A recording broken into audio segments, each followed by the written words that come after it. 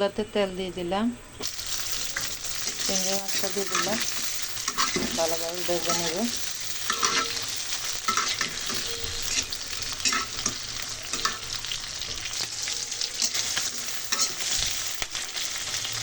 এখন দিয়ে দিব পেঁয়াজ বাটা।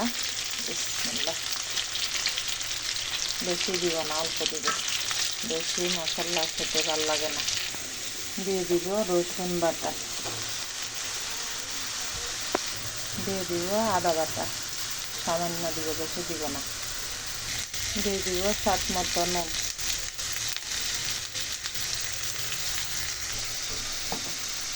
দিয়ে দিব এখন এই যে এখানে বাদাম বাটা,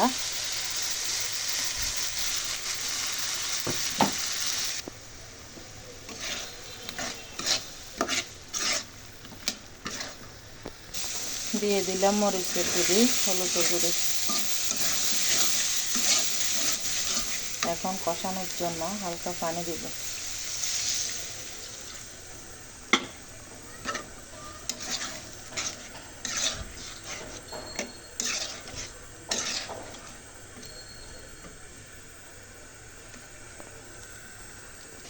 নারকেলটা দিয়ে দিব এখন চিংড়ি মাছে। মাছটা কষানো হয়ে গেছে। বিসমিল্লাহ।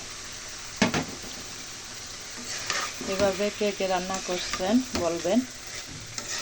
আমি কিন্তু অনেকবার খেয়েছি।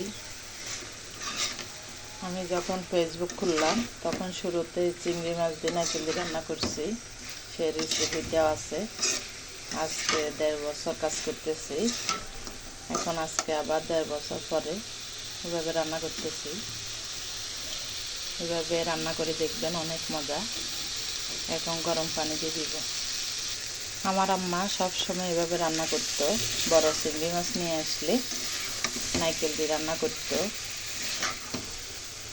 এখন হাজব্যান্ডের মন চাচ্ছিল খাওয়ার জন্য, সেই জন্য রান্না করতেছি। পছন্দ খাওয়ার। পরিমাণ মতো পানি দিয়ে দিলাম সিদ্ধ হওয়ার জন্য। কেউ কেউ বলবেন এটা আবার কিসের খাবার, কেমন খাবার, কিন্তু এভাবে রান্না করে খেয়ে দেখবেন, অনেক মজা। আমার কাছে অনেক ভালো লাগে। আপনাদের কাছে কেমন লাগবে জানি না, কিন্তু যদি প্রথমবার খেয়ে থাকেন তাহলে একটু খারাপ লাগবে। বারবার রান্না করে খাবেন, তাহলে দেখবে মন চাইবে বারবার রান্না করতে।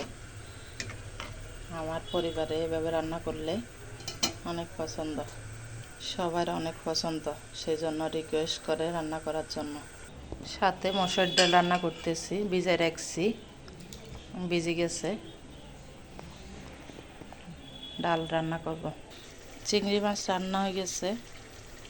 আল্লাহ হাফেজ। ভিডিওটি দেখার জন্য সবাইকে ধন্যবাদ।